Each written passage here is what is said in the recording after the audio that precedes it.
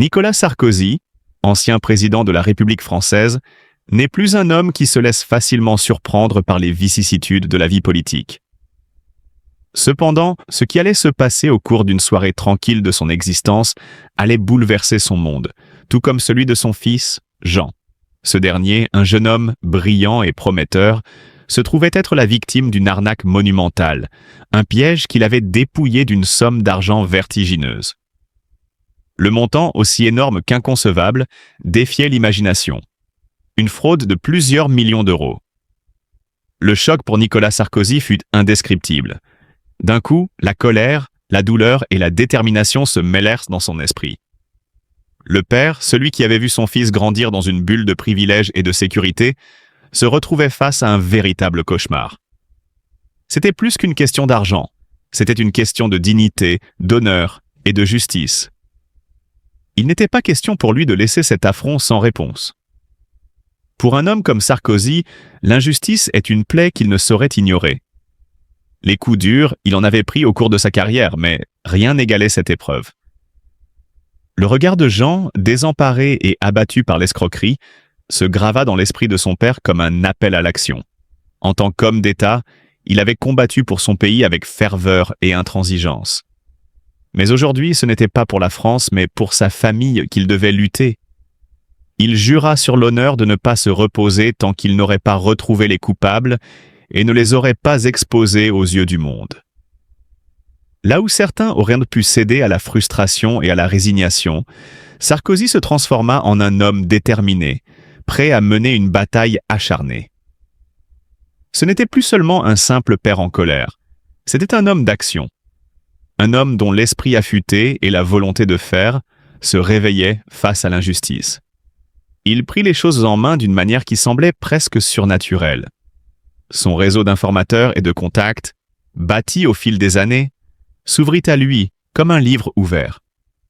Chaque geste, chaque parole, chaque mouvement de sa part était désormais guidé par un seul but: la vérité.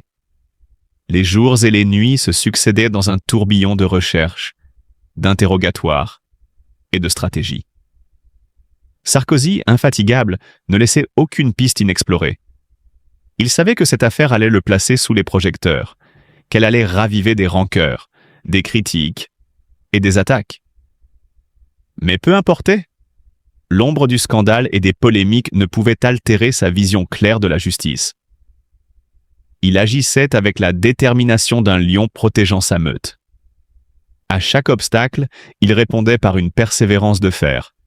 Et ainsi, petit à petit, les pièces du puzzle commencèrent à se mettre en place.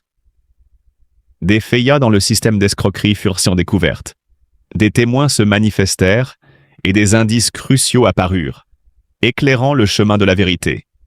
Mais ce qui rendait cette quête encore plus imposante, c'était la manière dont Sarkozy l'entreprit. Il n'était pas simplement un ancien président agissant dans l'ombre, il était un père qui, malgré son passé politique, n'avait pas perdu son humanité. Au-delà de la politique et du pouvoir, il était cet homme qui faisait tout pour protéger ce qu'il avait de plus cher: sa famille.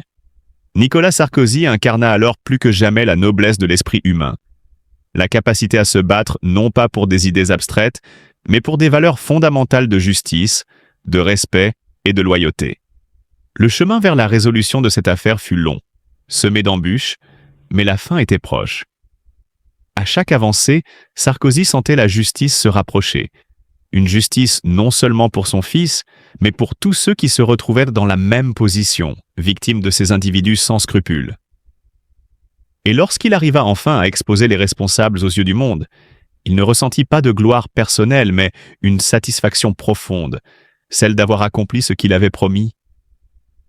Il avait non seulement restauré l'honneur de sa famille, mais il avait aussi rappelé à tous que la justice, quand elle est portée par la volonté d'un homme de bien, ne pouvait être stoppée par aucune adversité.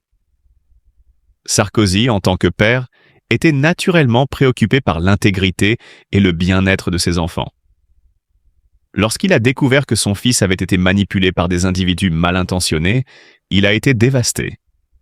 L'ampleur de l'escroquerie a choqué l'ancien chef de l'État, car il n'aurait jamais imaginé que quelqu'un dans sa propre famille puisse devenir une victime aussi vulnérable. Cette expérience a fait naître en lui un sentiment de trahison, une sensation que tout ce qu'il avait bâti pour protéger ses proches avait été anéanti en un instant. Dans son désarroi, Nicolas Sarkozy a pris une décision qui montrait son engagement à défendre sa famille jusqu'au bout. Il a juré de mener une enquête approfondie pour découvrir la vérité et traduire en justice ceux qui avaient exploité la naïveté et la confiance de son fils. L'ancien président, fort de son expérience dans les affaires judiciaires et politiques, n'a pas hésité à mobiliser ses ressources pour mener cette investigation. Il a utilisé ses connexions et ses connaissances pour faire toute la lumière sur cette affaire, un acte qui souligne son désir de protéger sa famille à tout prix. En plus de cette épreuve personnelle, la santé de Sarkozy lui-même a commencé à se détériorer, ce qui a ajouté une couche de tristesse supplémentaire dans sa vie déjà marquée par des défis. Son état de santé n'est plus aussi robuste qu'autrefois, et les années de pression intense en tant que président, suivies des difficultés politiques post-présidentielles, ont laissé des traces. La combinaison du stress émotionnel lié à la trahison subie par son fils et à ses propres problèmes de santé a provoqué une profonde mélancolie chez Sarkozy. Ces moments de solitude et de réflexion ont mis en évidence la fragilité de la vie, la difficulté de maintenir un équilibre entre la carrière, la politique et les relations familiales. Nicolas Sarkozy se retrouve ainsi dans une situation où il doit faire face non seulement à des tracas personnels et familiaux, mais aussi à des épreuves de santé. Le regard qu'il porte aujourd'hui sur sa famille, son passé et son futur a changé. Ce qui était autrefois un monde d'ambition et de succès est devenu, à présent, un lieu de questionnement et de résilience. Dans cette période difficile, Sarkozy a montré qu'il est prêt à tout pour protéger ce qu'il aime, même si cela signifie se confronter à des ennemis invisibles et à des batailles internes qui sont bien plus difficiles à gagner que celles menées sur la scène publique. Nicolas Sarkozy, né le 28 janvier 1955 à Paris, un homme dont l'ambition et la détermination ont façonné son parcours.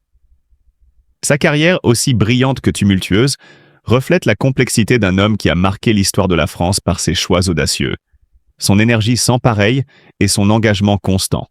Sa jeunesse à Neuilly-sur-Seine, où il a grandi dans une famille d'immigrés hongrois, a forgé en lui un esprit de résilience, une volonté farouche de prouver sa place dans un monde où les obstacles semblaient insurmontables.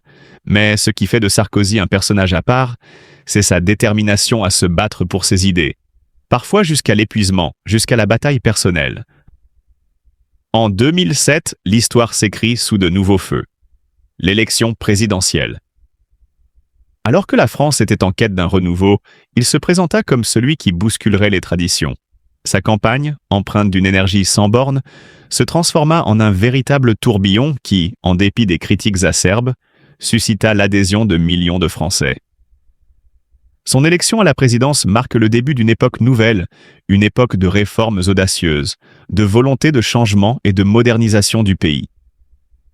Sous sa présidence, Sarkozy n'a pas hésité à relever les défis les plus complexes, que ce soit dans la gestion de la crise économique mondiale de 2008 ou dans ses efforts pour réformer le système social et fiscal français. Il n'était jamais de ceux qui se contentèrent de faire de la politique par de simples paroles. Il voulait des résultats, qu'il soit question de la révision des retraites, de la mise en place d'une politique de sécurité renforcée ou de la réforme des universités. Si certains voient en lui un homme de pouvoir, d'autres reconnaissent en lui un passionné, un combattant, un visionnaire. Sa légende, comme celle de tous les grands hommes, est faite de succès, mais aussi de failles. Mais c'est précisément dans cette complexité que réside toute sa grandeur. Car c'est en affrontant les obstacles avec courage, en réinventant sans cesse ses idées et en incarnant une France moderne et ambitieuse que Nicolas Sarkozy a marqué l'histoire. Dans son sillage, il a laissé une trace indélébile, une France repensée et plus forte, prête à relever les défis de demain. Son fils a été victime d'une escroquerie énorme, perdant une somme colossale dans une fraude qui défie l'imagination. Face à cette injustice, Sarkozy a pris une décision courageuse. Il s'engage à mener une enquête approfondie pour découvrir les responsables et obtenir justice. Dans ce moment difficile, il est essentiel que nous, en tant que société, fassions preuve de compassion et de solidarité envers lui et sa famille. Au-delà de ses fonctions politiques, c'est un père qui se bat pour son enfant, et il mérite tout notre soutien. Apportons-lui notre affection et notre respect en ces moments de tribulation, afin qu'il puisse surmonter cette épreuve avec la force et la dignité qui ont toujours fait sa réputation. Des savoir-être qui sont de plus en plus acceptés. Et puis, il y a maintenant une quatrième composante de la compétence qui est le savoir-devenir. Le savoir-devenir, c'est quelque chose qui ne s'invente pas, mais qui permet néanmoins, tout au long de sa vie, de pouvoir rebondir et réfléchir à qu'est-ce que je dois réapprendre pour pouvoir m'adapter aux évolutions que j'arrive à prévoir ou que je n'arrive pas à prévoir de mon métier, mais aussi de l'emploi, tout simplement. Et si on est capable de réfléchir à cette éducation progressive au savoir-devenir, on pourra doter nos élèves puis nos étudiants d'une capacité à rebondir et à ne pas s'écrouler quand ils n'ont pas l'affectation qu'ils ont demandée, par exemple. C'est aussi tout le sens de ce qu'on a fait sur Parcoursup, où il n'y a plus d'ordre de choix, comme si le second choix était forcément un mauvais choix. Non, il y a plein de choix possibles dans la vie. Et